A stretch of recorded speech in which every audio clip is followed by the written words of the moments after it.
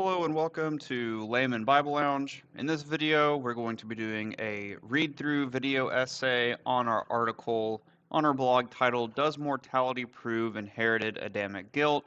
There's going to be a link to this article in the description if you would like to read through it yourself. We're also going to have chapter markers in the description for you to bounce around different sections if you would like. So let's get into things. So right off the bat, guys, so as it relates to inherited Adamic guilt, the issue of mortality pertains to the issue of original sin versus ancestral sin, the consequences of the fall, and the spiritual condition of infants from conception. So contrary to original sin, we affirm a doctrine called ancestral sin. We've already covered this concept, this doctrine on our YouTube channel before. We're going to drop something here on the screen for you guys to click and watch that video if you would like to see a comprehensive biblical case made for the doctrine of ancestral sin. So let's get into things. Let's frame the issue. So framing the issue, the notion that mortality in and of itself proves all humans are guilty of Adam's sin from conception can be framed from the following line of deductive reasoning. Premise 1. Mortality was a punitive and retributive act of justice from God as a result of Adam's sin. Premise 2. Infants are mortal and die even though they haven't sinned yet themselves. Conclusion 1. Therefore, all humans are punished for Adam's sin. Conclusion 2. If all humans are punished for Adam's sin, regardless of what they've done, it's reasonable to conclude that all humans are guilty of Adam's sin from conception. So to summarize this argument, guys, spiritual condemnation for all humans as a direct consequence of Adam's sin is arrived at in a backdoor way through the premise that mortality itself is a punitive act from God. Seeing as all humans from conception are direct subjects of this punitive physical punishment, it seems reasonable to conclude that there would be nothing wrong with also affirming all humans from conception are direct subjects of punitive spiritual punishment. This would take the form of an inherited or imputed Adamic guilt. Our primary dispute with this argument is premise 1.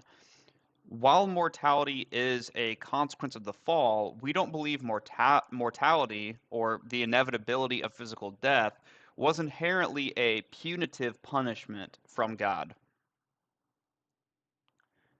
Going back to the garden, Genesis 3:22-24 says, And the Lord God said, Behold, the man is become as one of us, to know good and evil. And now, lest he put forth his hand, and take also of the tree of life, and eat, and live forever. Therefore the Lord God sent him forth from the Garden of Eden, to till the ground from whence he was taken. So he drove out the man, and he placed at the east of the Garden of Eden cherubims, and a flaming sword which turned every way to keep the way of the tree of life. So when we read the narrative of the fall, we get a sense of why God denied and protected immortality from Adam and Eve. So remember, at this point, Adam and Eve had sinned against God and knew good from evil.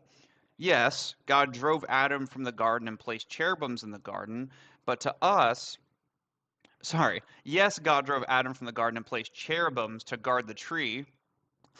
But to us, this seems to be rooted in God's mercy rather than rooted in retribution and punitive punishment. God didn't want humans to become immortal and live forever in a sinful state. Therefore, the inevitability of physical death cuts humans off from sin. God didn't want evil and sin to be immortalized. When God kept Adam and Eve from immortality and sealed their fate as mortals, he was ultimately limiting the effect of sin in his image bearers, which he made. Genesis 3:15 says, And I will put enmity between thee and the woman, and between thy seed and her seed. It shall bruise thy head, and thou shalt bruise his heel. Hebrews 2:14 says, "Forasmuch then as the children are partakers of flesh and blood, he also himself likewise took part of the same, that through death he might destroy him that had the power of death, that is, the devil." Because humans are mortal sinners rather than immortal sinners, God used death to defeat death and recreate his fallen image bearers through the resurrection of Jesus Christ. We see this promise in Genesis 3:15. God's ultimate goal and plan was to reverse the consequences and guilt of sin through the Son and then give immortality to his children so they would be without sin and immortal. We see this as mercy and a tool, part of God's redemptive plan. Rather than mortality being a curse, we see sinful immortality as a curse. Imagine never being able to separate yourself from a sinful existence.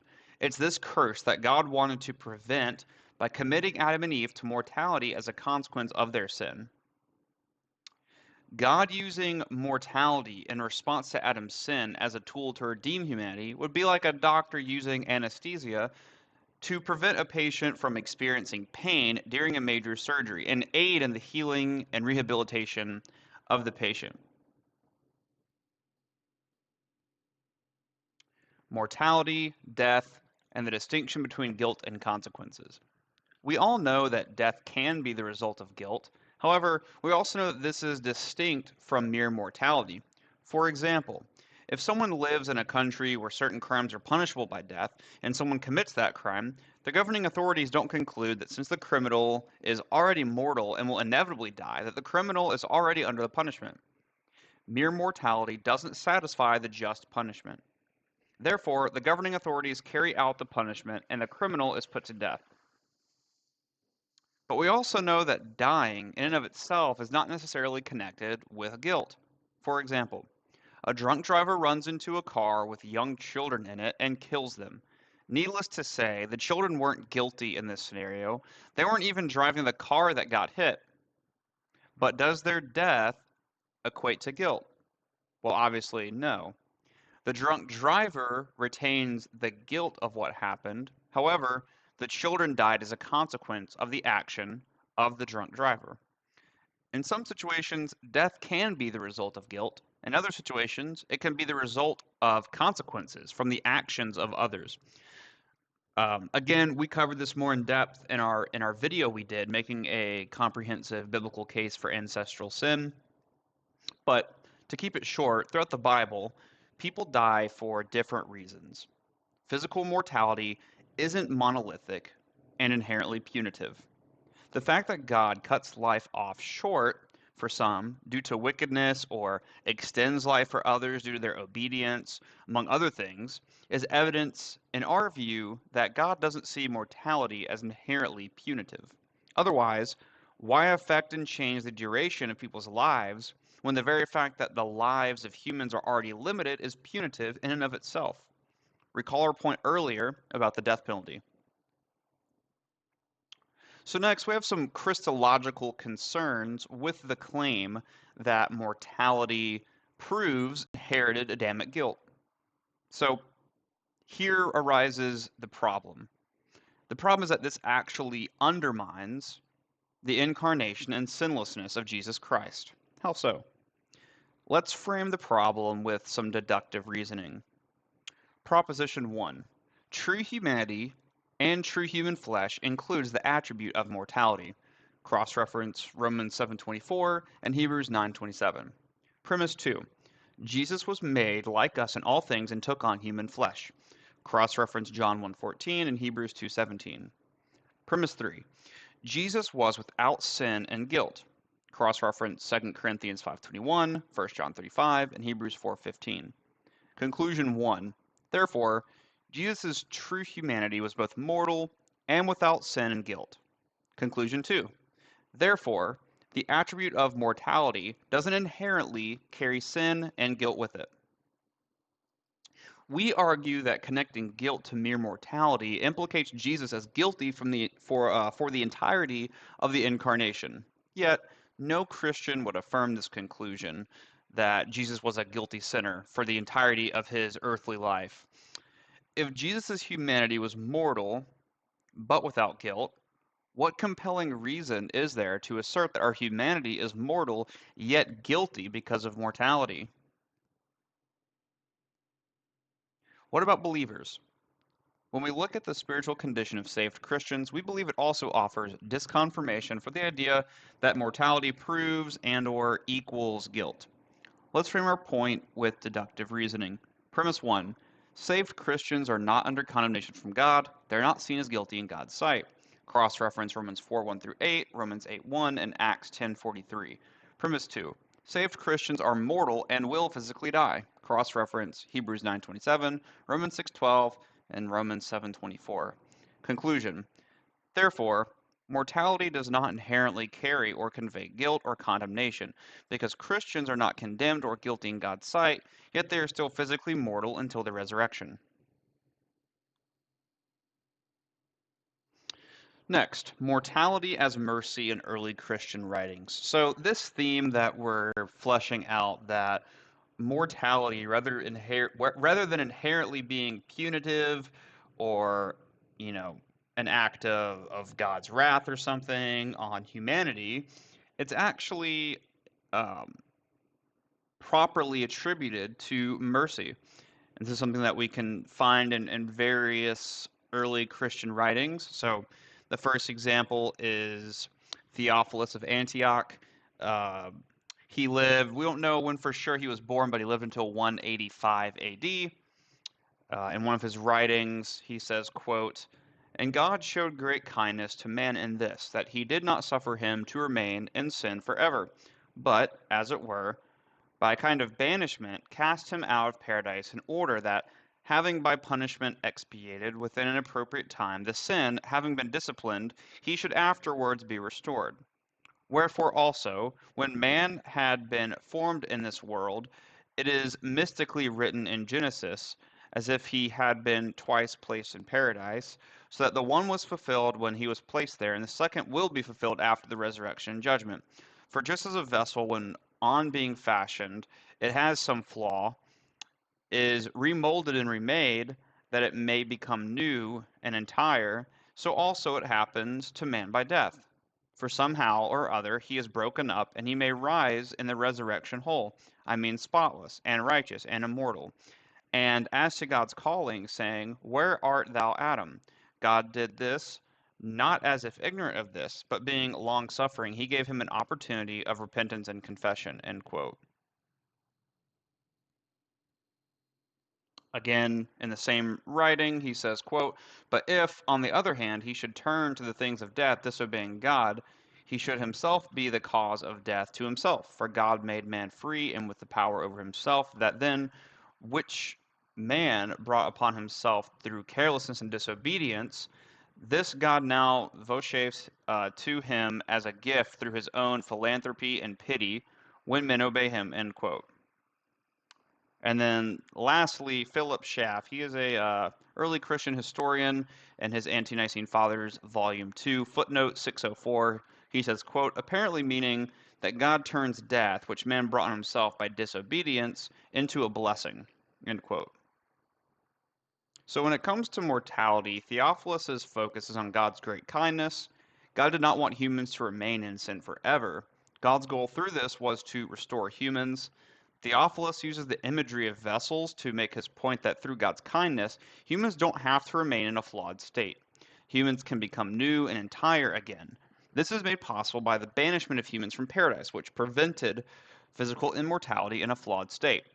Concerning chapter 27, Schaff comments on how Theophilus means that God turned death into a blessing as a result of Adam's disobedience. Next, we're going to look at Irenaeus of Lyon.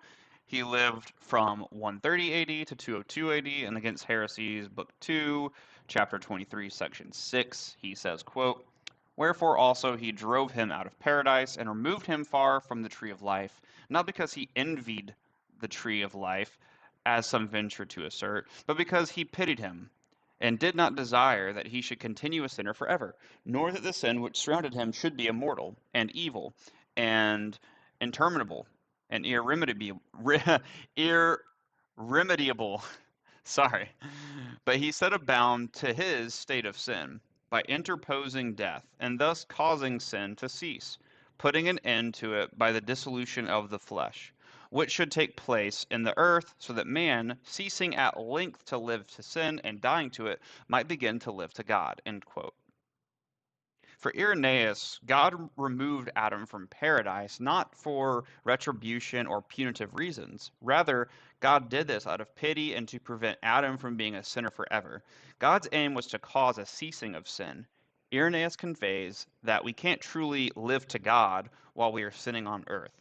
One might conclude that it would therefore be impossible to ever really live to God if we were immortally in sin. And therefore, mortality is compassion from God rather than wrath, in order to introduce humans into a state where they can truly live to God. Gregory of Nazianzus is next. He lived from 329 AD to 390 AD. In Oration 45, section 8, he says, quote, "He forgot the commandment which had been given him, and yielded to the baleful fruit, and for his sin was banished at once from the tree of life, and from paradise, and from God, and put on the coats of skin, that is, perhaps the coarser flesh, both mortal and contradictory.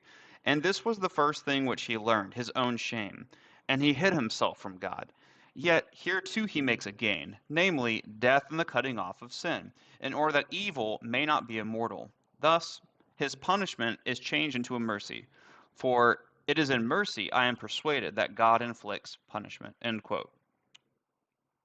Gregory views mortality as a means of cutting off sin as a gain. As a result of this, evil may not be immortal.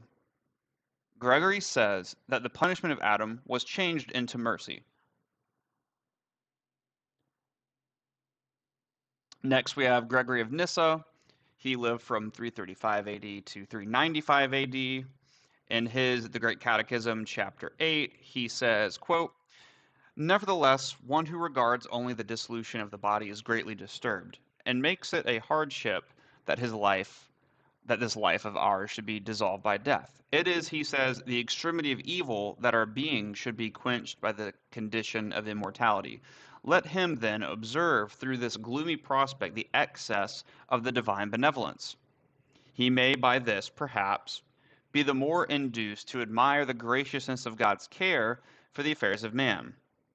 To live is desirable to those who partake of life, on account of the enjoyment of things to their mind, since if anyone lives in bodily pain, not to be is deemed by such an one much more desirable than to exist in pain. Let us inquire then whether he who gives us our outfit for living has any other object in view than how we may pass our life under the fairest circumstances. Now, since by a motion of our self-will we contracted a fellowship with evil, and owing some sensual gratification, mixed up this evil with our nature like some, this word is uh, deleterious, I'm not sure, deleterious ingredient, spoiling the taste of honey, and so falling away from that blessedness which is involved in the thought of passionlessness, we have been viciously transformed. For this reason, man, like some earthen potsherd, is resolved again into the dust of the ground in order to secure that he may part with the soil which he has now contracted, and that he may, through the resurrection, be reformed anew after the original pattern, at least if in this life that now is he has preserved what belongs to that image. End quote. So Gregory says extremity of evil is the reason that we have the condition of mortality. In this, he says that God is gracious, benevolent, and cares for the affairs of man.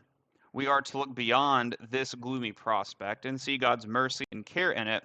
This is in order that through the resurrection we can be reformed anew after the original pattern. In such a resurrection there will be no evil, and therefore the totality of humanity will be restored. Next, we have Theodoret of Cyrus. He lived from 393 AD to 455 AD. In his writing on the incarnation of the Lord, 6:1, he says, quote, "Because the devil was envious and the woman was gullible, humankind was immediately cast out of the paradise. It was made to walk the very earth from which Adam had just been created, inheriting sweat, toil, and hard labor along with Adam. The earth and all living things that followed were subjected to evil, being restrained like a horse that is bridled. For since Adam did not use good judgment during the age of paradise, an age which was free from sorrow and pain, he was joined to adversity. Through his suffering he might get rid of the disease which had come upon him in the midst of paradise. By punishing us with death, the lawgiver cut off the spread of sin. And yet through that very punishment he also demonstrated his love for us. He bound sin and death together when he gave the law, placing the sinner under punishment of death. And yet he ordered things in such a way that the punishment might in itself serve the goal of salvation. For death brings about separation from this life and brings evil work to an end. It sets us free from labor, sweat, and pain, and ends the suffering of the body. Thus the judge mixes his love for us with punishment." End quote. Theodoret refers to mortality as a mixture of punishment and love from God. It could perhaps be likened to a parent punishing their child but having the best of intentions in mind and hoping to aid the child in their development and maturity. Theodoret lists multiple benefits of mortality. It cuts off the spread of sin. It serves the goal of salvation. It brings evil works to an end. It frees us from pain, and it ends suffering of the body. Theodoret sees that God committing humanity to mortality opens the door to bodily redemption and glorified, incorruptible immortality for humans. Conclusion. We see that mortality and physical death does not inherently convey guilt toward the subject. Sometimes people die because of other people's sins. They suffer consequences due to other people's actions. Other times people do die as a punishment for their own sins. It's therefore improper to conclude that physical death inherently confers guilt. When it comes to the Genesis account, the consequence of mortality as a result of Adam's sin seems to be rooted more in God's mercy and prevention of sinful immortality than retribution and penal punishment. We're given a sample of five. We've given a sample of 5 historic attestations to this understanding to demonstrate it isn't novel. Therefore, we don't think the argument for proving inherited Adamic guilt that puts all humans under spiritual condemnation from conception through physical mortality succeeds. The first premise of mortality being a punitive and retributive justice from God towards humans is a weak and faulty premise that doesn't take the redemptive reasoning for God's action into account. However, even if premise 1 is correct, we don't believe the conclusions logically follow. This is because we affirm soul creationism. We believe the origin of our body and soul is different. Our bodies do descend from Adam. He's our father according to the flesh in that regard, but our souls are created by God. Therefore, we believe it's hasty to so easily connect the bridge between the origin and nature of our material and immaterial substance, our body and soul, and subjugate them into the same state by nature. So this is something we've also covered. We have a video on it going through the origin of the soul and its implications. We'll put something on the screen for you guys to click out and watch that as well if you'd like. So that concludes this video, guys, on mortality and its supposed connection to Adamic guilt. Definitely would love to hear your thoughts, comments, any feedback or questions. Drop them in the comment section. I hope you guys found this video insightful and that you got something out of it. So thank you guys for watching, and God bless.